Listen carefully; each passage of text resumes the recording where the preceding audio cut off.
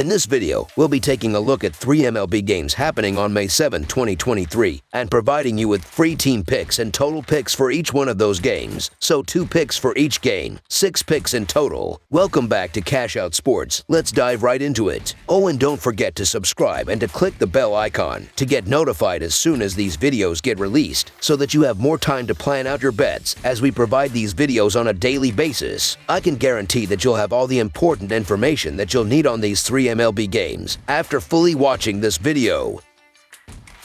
One more thing before we start. If you would like to gain access to our best exclusive sports picks to take your journey to the next level, then check out our Patreon in the link down below, where we offer our best single picks, parlay picks, and much more. Now let's get started.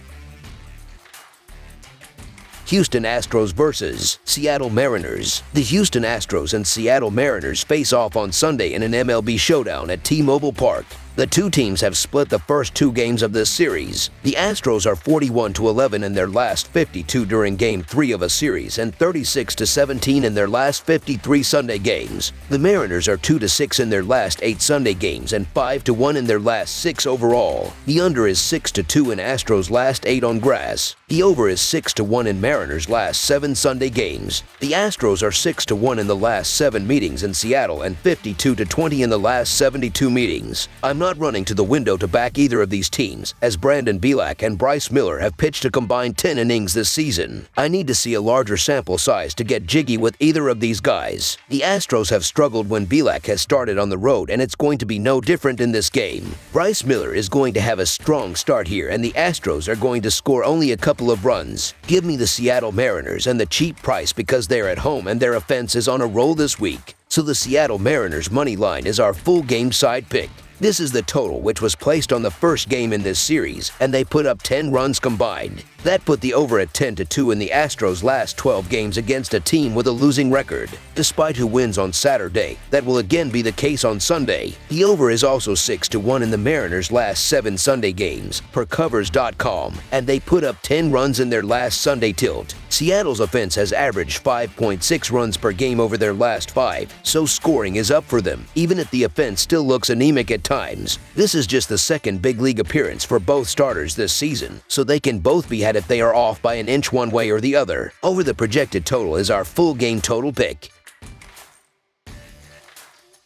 Chicago White Sox versus Cincinnati Reds. This Sunday afternoon matchup features the rubber match of the 3-game series between the Chicago White Sox traveling to take on the Cincinnati Reds at home. These teams split the first 2 games of the series, with Game 3 deciding which team will take the series. The Sox are 14-4 in their last 18 interleague road games and 7-19 in their last 26 in Game 3 of a series. The over is 7-3 in Chicago's last 10 interleague games. Meanwhile, the Reds are 19-39 in their last 58 overall and 21-43 in their last 64 versus a right-handed starter. Cincinnati is 1-4 in their last 5 in Game 3 of a series. The Reds are coming off the win last night to even up the series and have more momentum heading into Game 3 than their opponent. The Reds also have a considerable edge in terms of starting pitching, with Graham Ashcraft getting the start versus Michael Kopech. Ashcraft has posted a 2 earned run average and a 1.17 WHIP in his first 5 games, while Kopech has posted a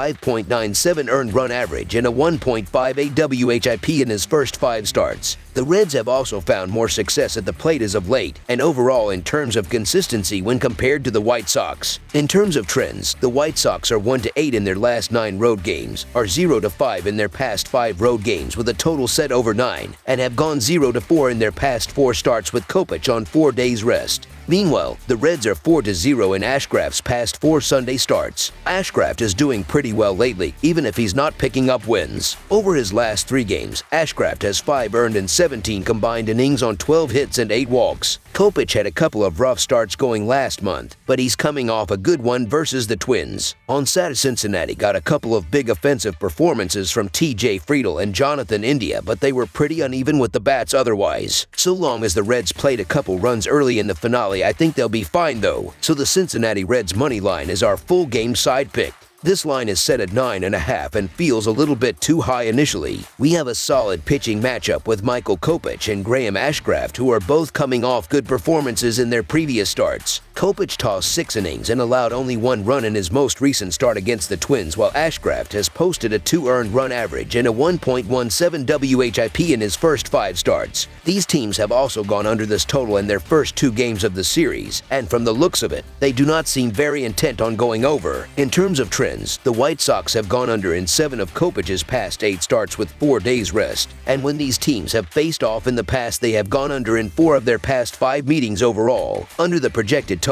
is our full game total pick.